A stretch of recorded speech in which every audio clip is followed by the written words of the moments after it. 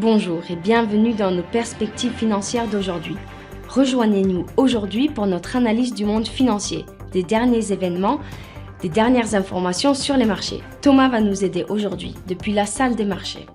Près de 4 mois après le passage réussi d'Ethereum à un réseau de Proof of Stake, la deuxième plus grande blockchain en termes de capitalisation boursière a franchi une autre étape importante. Plus de 16 millions d'Ethereum ont été posés dans le contrat de staking Beacon Chain d'Ethereum selon les données d'Etherscan.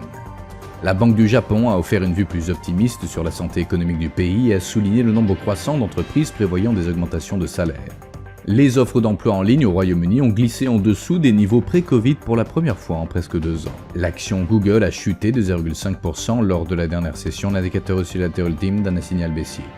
L'euro a gagné 0,7% contre le dollar lors de la dernière session, l'indicateur stochastique RSI indique un marché suracheté. La livre sterling a gagné 0,5% contre le dollar lors de la dernière session, l'indicateur oscillateur ultime d'un signal baissier, ce qui correspond à notre analyse technique globale.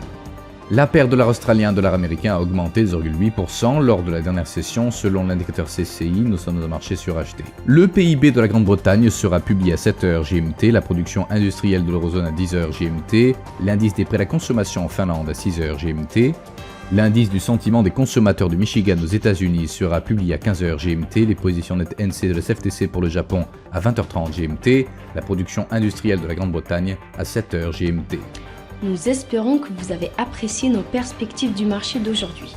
De la part de toute l'équipe, nous vous souhaitons une journée de trading productive.